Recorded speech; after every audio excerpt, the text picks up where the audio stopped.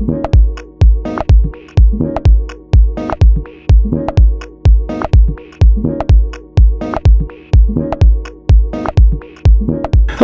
this review is for the EOS M6 camera, a mirrorless camera that has in-body stabilization. What I want to focus in is on how it works with the Rokinon lenses specifically. The first thing you have to do is go into the menu screen and go to the custom functions and find the release shutter without lens function and turn it on, enable it. Once you do that, the camera is working with the lens because it doesn't think it has a lens. After that, I went to the image stabilization menu and it disappeared.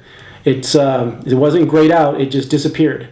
So not able to stabilize this is a big game changer. Whether handheld or on a monopod, I'm not going to get that rock solid stabilization that I'm looking for. So big disappointment. I didn't need to buy this if I already had other Canon DSLRs. The reason I got this was for the on-camera image stabilization. Now this camera does work with other lenses, third-party lenses such as the Tokina 11-16 worked with that. Other camera lenses that do not have image stabilization, the Nifty 50, it worked with that. The Rokinon doesn't have any electronics, so the camera doesn't think that there's a lens on it, and thus the image stabilization is not being turned on.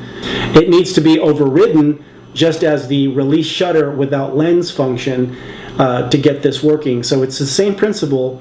Canon just needs to do that in the software. I personally am just not going to wait for Canon to do that. Historically they've just they've been silent when it comes to customer feedback and customer customer needs. This would be a powerful setup if it worked. It actually does work. You just have to tell the camera to work with it. Everything's there. You just have to have like an on-off switch to make it work. And that's on Canon. So in the end, I can't recommend this setup as much as I wanted it. This was the setup I wanted. It can't happen. So I'm going to have to find another camera. I was really excited because having all cameras that are Canon or the same makes the color grading in post much better, much easier. So if I have to have like a Sony A6500, which is something I'm considering, and then my two other cameras are going to be Canons, it's going to be a little more challenging to get the color grading in.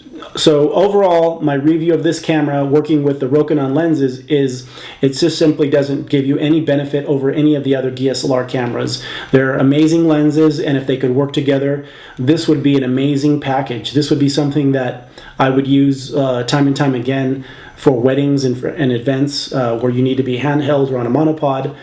Would be a great combination. I don't need the 4K right now. I'd be very happy to use this as a go-to camera. So my purpose for this video was really for you to be aware of how this combo works or doesn't work. So I hope this review was helpful for you. Please subscribe and support this channel. Thank you very much.